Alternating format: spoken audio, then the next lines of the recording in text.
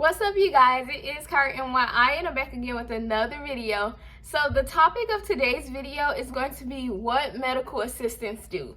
You guys, not only am I making this video for people that are truly thinking about going into the medical field and maybe starting off as a medical assistant, but I'm also just making this video for the general population because I find that a lot of people truly don't know what medical assistants do, and it's not out of shade or ignorance. They just truly don't know.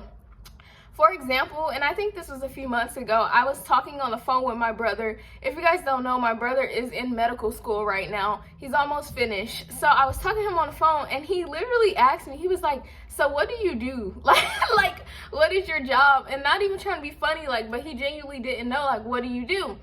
And then again, so the doctor that I work for, it was a time when he was having a lot of students as well. And I've also had multiple medical students that I've met in person kind of ask me, so what's your job role? What do you do? What's your title? Because people genuinely don't know. So I've seen other medical assistants make videos before, and they say that a medical assistant is like the right-hand man to the doctor.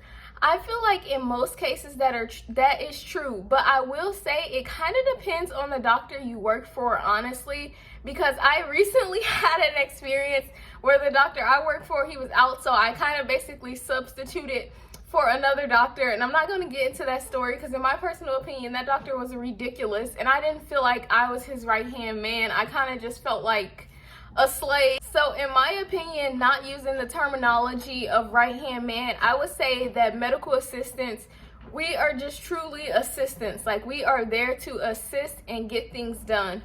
One of the main functions of a medical assistant is taking vitals. 9 times out of 10, when you go to see your doctor, the first person that you see that calls your name out in the stop breathing hard. Stop it. 9 times out of 10, the first person that you see that calls your name out when you're in the lobby and then takes your blood pressure, your temperature, your O2, what else do we do? Temperature, O2, count your respirations, that is likely a medical assistant, and that is the main function of medical assistants in most offices. Now, on the flip side to calling patients back and getting their vitals, there could be, I always have trouble saying this word, clerical medical assistants. And basically these are people that are back in, they work on the computer and get your labs sent out and call patients, print out prescriptions, stuff like that. But I am strictly speaking from the clinical standpoint because that's what I mainly do. So not only do we take vitals, we, in most offices, not all, again, it may depend on the physician that you work for, but we also obtain history sometimes. Sometimes it could be a brief history, or sometimes physicians will basically want you to start scribing their note. It depends on the doctor that you work for. So outside of obtaining history, another thing that we also do is set up for any in-office procedures. So that is if a doctor's gonna suture, we set up those trays. We're the ones cleaning those instruments, making sure that they're sterilized. Some procedures we might set up for include suturing, cyst removals, pap smears. There's just a bunch of different things that you could possibly be setting up a tray for. I can't go into full depth of all that because I don't necessarily do all of that at my office, but that is what medical assistants are here for. We're here to go through and set up these trays.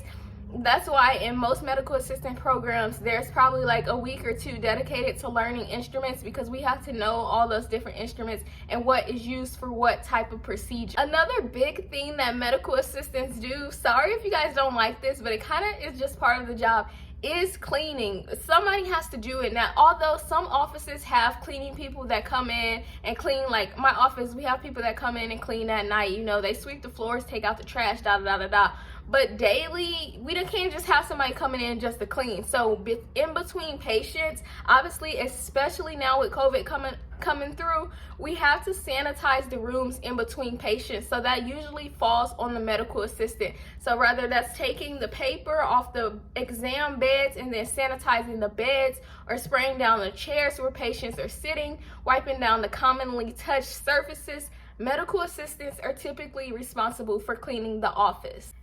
Another thing that medical assistants are responsible for is not only assisting the doctor, but sometimes assisting the nurse. I know the physician that I work for, he also has a nurse, and she does a lot of the on the phone type of stuff, but occasionally there will be just kind of like small tasks that I can assist with, such as calling a pharmacy to cancel prescriptions, because yes, doctors make mistakes too, and sometimes stuff gets sent to the wrong pharmacy, and then instead of putting that extra duty off on the nurse, the doctor may just ask me, hey, can you call such and such pharmacy and cancel such and such prescription. So it's Kyra from the future. I was just about to edit, and then I decided that I wanted to add one more thing in that's really important that a lot of medical assistants do. I just said doo-doo. I need to grow up. I can't believe I even just stopped for that. Anywho, medical assistants are responsible for keeping patients' medications lists up to date. So if you wonder what takes so long sometimes when we're calling patients back, it's not just the temperature, the blood pressure and stuff that's taking time. Sometimes we have elderly patients that are either on a lot of medications or have been on a lot of medications in the past. So we have to go through and make sure that those lists are up to date.